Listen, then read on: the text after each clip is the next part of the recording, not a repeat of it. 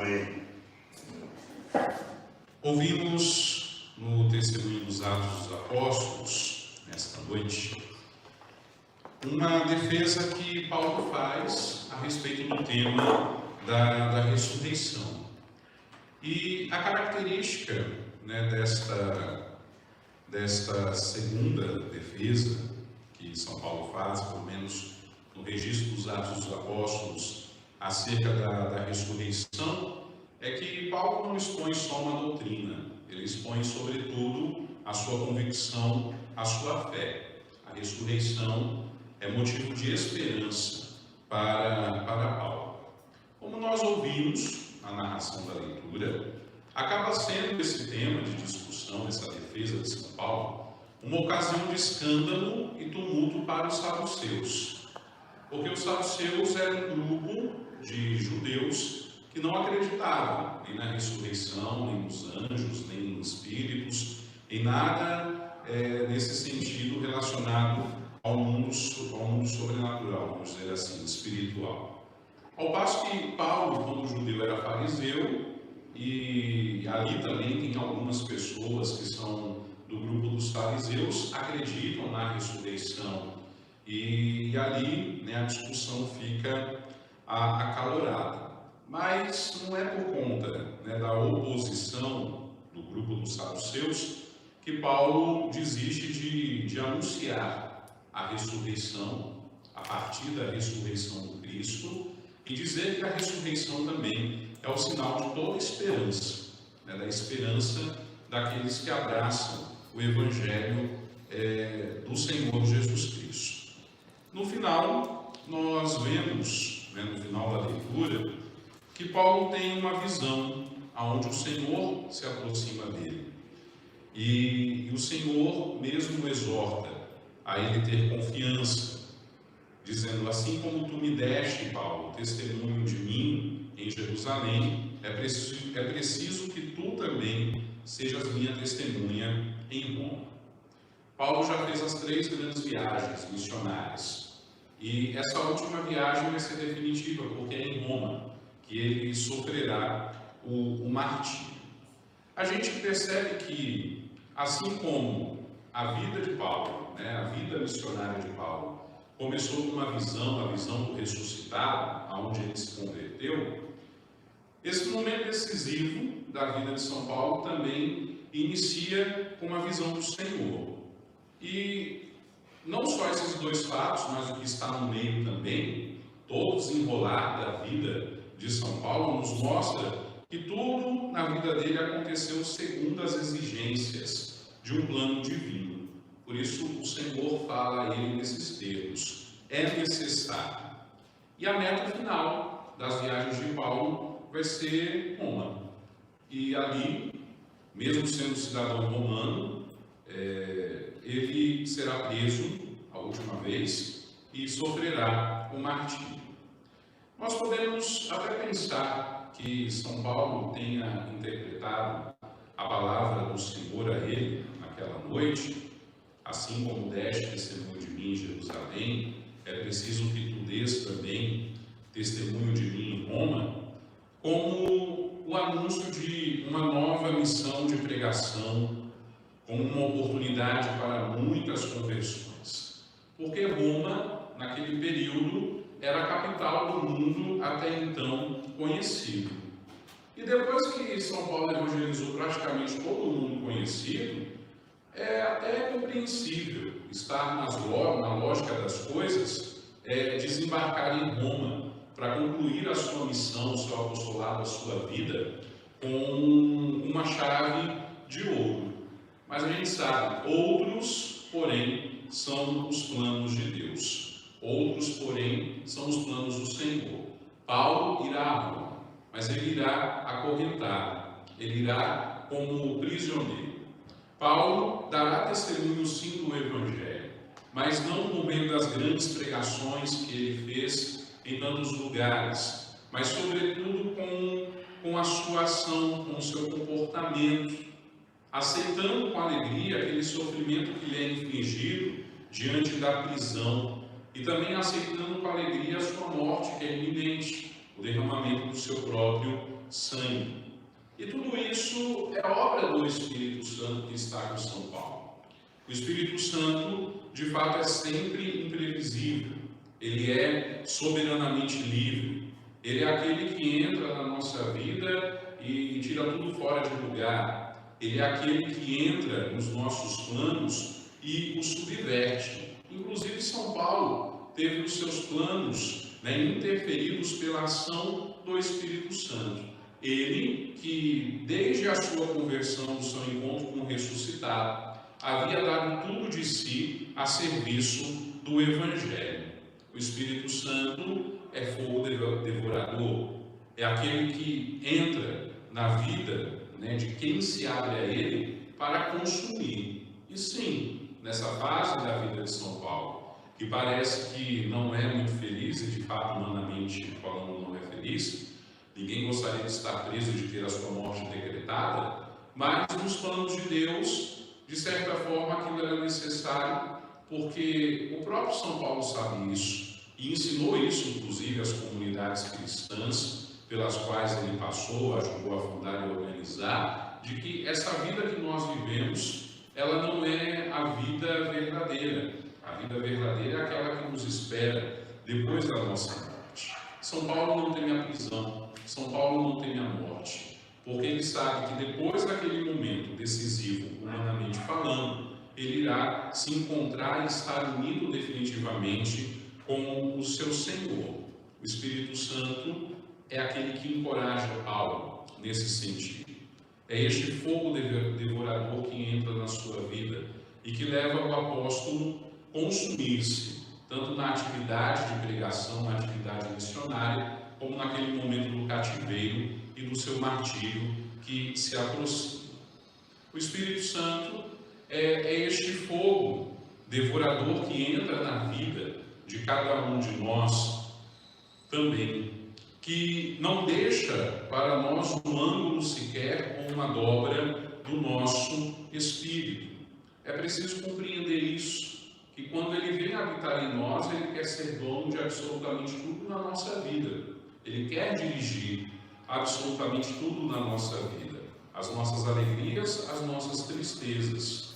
Ele quer que tenhamos a certeza de que ele está presente também no nosso sofrimento, diante da iminência da morte, quer seja nossa ou dos nossos, também o Espírito nos lembra que ele está ali, cuidando de tudo, esquadrinhando tudo, não deixando nenhum detalhe de fora. É preciso, na experiência que nós temos com ele, e a gente pergunta qual foi a grande motivação de São Paulo para aguentar com tanta docilidade, serenidade aquelas tribulações pelas quais ele passou. A força, a coragem, a guia, a condução do Espírito Santo. Da mesma forma, só quando nós formos transpassados pelo fogo do Espírito, nós nos tornaremos transparentes à sua palavra. E como a vida de São Paulo se tornou um digno testemunho, também a nossa vida se tornará um precioso testemunho no tempo em que nós vivemos. Aqui faz todo sentido as palavras do Salmo de resposta. Guardai-me, ó Deus, porque em vós me refugio. Guardados em Deus, independente da situação que a gente passe na vida, Ele sempre estará pronto a nos defender, a nos orientar, a nos inspirar, sobretudo diante da ação do seu Santo Espírito. Paulo certamente nos ensina que nós devemos ser perseverantes em cada uma das situações que nós nos encontrarmos. Este talvez seja um precioso ensinamento para pensarmos e refletirmos um pouquinho na nossa oração pessoal, dentre tantos outros ensinamentos que a primeira leitura nos trouxe. Depois do Evangelho, nós ouvimos a conclusão da oração sacerdotal de Jesus. É o terceiro dia que nós nos encontramos com esta oração de Jesus. Oração que é pelos seus apóstolos, pelos seus discípulos, oração que é por aqueles que viriam a crer no seu nome e na sua palavra. Portanto, oração que foi feita por nós também.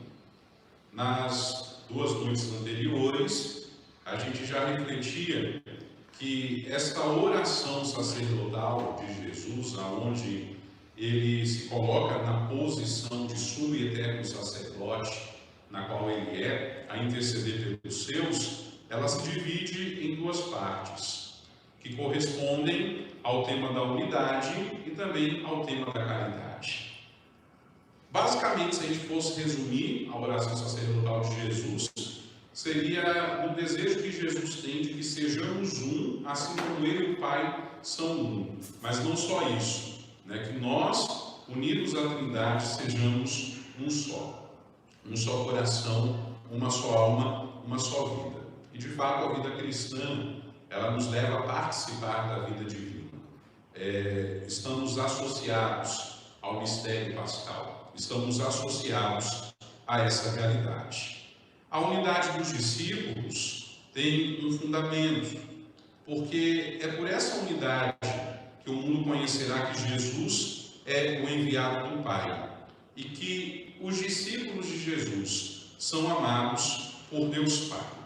E aí nós vemos que com efeito a força deste amor, que é caridade, que tem a sua fonte no Pai e através do Filho, do Cristo Jesus, passa para nós. Jesus manifesta o desejo, de que os discípulos estejam, portanto, unidos a Ele, unidos pelo amor. Nós devemos estar unidos ao Cristo pelo amor, e não só isso, viver também entre nós o mandamento que Ele nos deixa como herança: amem-se uns aos outros, assim como eu vos amei. E é assim, unidos a Cristo pelo amor e também unidos entre nós, que nós somos capazes de ver a glória de Deus, que somos capazes de ver a glória do Senhor Jesus, o lugar aonde o amor do Pai e do Filho acontece. E nós sabemos que este amor se personifica a terceira pessoa da Santíssima Trindade, o Espírito Santo. E aqueles que creem, aqueles que amam, aqueles que querem estar unidos, não só ao Senhor Jesus, mas à Santíssima Trindade, como na sua totalidade é Deus, é 3, sem deixar de ser um, é nessa realidade em que nós constatamos a perfeita unidade. Essa oração de Jesus, portanto, ela pede ao Pai que nós sejamos um, que nós estejamos unidos a Ele. É uma oração que se verifica, na sua resposta, na realidade da comunidade cristã, quando esta vive a unidade, mas ela não se esgota totalmente nessa vida. Ela vai se esgotar no céu, quando lá, sim, essa unidade perfeita se consumirá, se completará, se consumará, se completará para todos nós. É consolador nós sabermos, no século XXI, no ano de 2020, que pensar que Jesus, tanto tempo atrás, rezou por nós, orou por nossa fé, por nossa santidade, pediu ao Pai pela nossa unidade. Estava muito longe de nós nascermos, 21 séculos nos separam dessa oração. Mas se a palavra de Deus atravessa os séculos, a prece de Deus, porque Jesus é Deus, ela também atravessa os séculos. E por tudo aquilo que nós meditamos nesses dias, nos damos conta de que ela se torna contemporânea, não só a nós, mas também àqueles que ainda virão depois de nós. Essa oração chega no coração de todos os homens e mulheres, independente da sua origem, independente da sua raça. Hoje, nós somos os discípulos de Cristo. E ao proclamar essa oração na liturgia, é como se o Cristo rezasse de novo, pela nossa unidade, pedindo ao Senhor que, unidos entre nós sejamos, nesse tempo que nós vivemos, testemunhas da sua glória. É por essa unidade que nós podemos nos aproximar dele, do Senhor, o Verbo feito carne, não só na Eucaristia, mas também na escuta e na pregação da palavra, na fé da igreja, na oração cotidiana. A encarnação de Jesus, de certa forma, ela continua pelos séculos. A palavra de Deus também continua a viver, a atuar, a agir na obra e na missão da igreja. E a igreja, por sua vez, transmite todo esse tesouro, toda essa herança aos discípulos e discípulas de todo o tempo. A unidade pela qual Jesus reza é o primeiro sinal da continuidade dessa revelação. Uma revelação que é vivificante, uma revelação que traz avivamento, uma revelação que renova a fé em todos os tempos, diante das situações mais obscuras, diante das perseguições ou de outras situações que a humanidade enfrenta. Aí está a esperança que sempre nasce, que sempre se renova, que nos permite chegar num contato permanente e direto às fontes puras e saudáveis da nossa fé. A tradição, o magistério, a Sagrada Escritura, tudo tem fonte e origem em Deus. Nós chegamos na fonte sempre. É Deus o motivo da nossa fé, é Deus a razão da nossa esperança. E a continuidade dessa revelação é um reflexo no espaço e no tempo, da unidade que há entre o Pai, o Filho e o Espírito Santo, e a unidade que nós devemos desejar. E ontem eu dizia que a gente tem que se espelhar nessa unidade da Santíssima Trindade. Consideramos que somos templos do Espírito. Na verdade, somos templos da Santíssima Trindade. E essa verificação já deveria ser suficiente para a gente se esforçar, para viver acima de tudo, de toda a diferença, de toda a questão, a unidade que nos faz sermos filhos e filhas de Deus. O Espírito Santo é aquele que gera a unidade.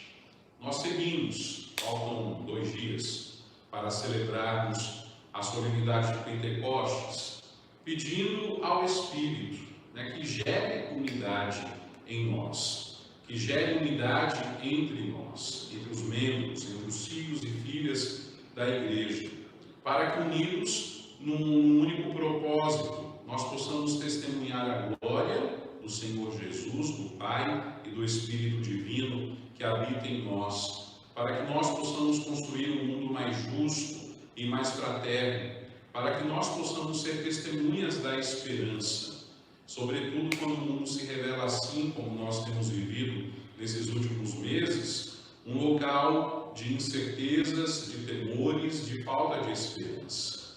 Mas o Senhor vem nos lembrar que apesar de nós atravessarmos um momento incerto da nossa história, Ele está conosco. Ele prometeu isso: eis que estarei convosco todos os dias até o fim dos tempos. A sua presença é garantida na palavra, na Eucaristia, na atuação do doce e divino Espírito Santo na nossa vida e na vida da igreja. Por isso, mesmo em meio a incertezas e desesperanças, sigamos sem temor, cheios de esperança, que Jesus, em sua oração, pede ao Pai por nós também no dia de hoje, cheios da esperança de que o Espírito nos motiva a animar e a ter na certeza de que dias melhores estão por vir. Pentecostes é um acontecimento capital da igreja, porque marca o início da atividade missionária. Desde então a igreja não parou. Se hoje nós estamos aqui é porque houve Pentecostes.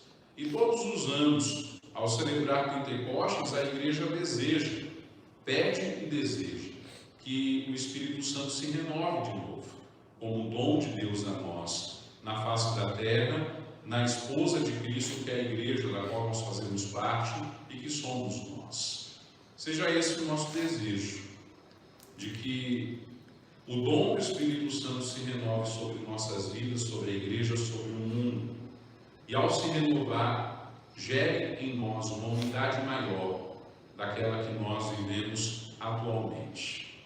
Não para nossa organização simplesmente, mas sobretudo para que através do testemunho que nós temos dado e continuaremos dando, a glória seja toda do Pai que nos deu seu Filho, do Filho que nos deu seu Espírito, do Espírito que vive e habita no meio de nós e em nós. Que o Senhor Jesus nos guie, assim, a celebração desta festa, certos de que a sua presença se renovará em nossas vidas e na atividade missionária da Igreja.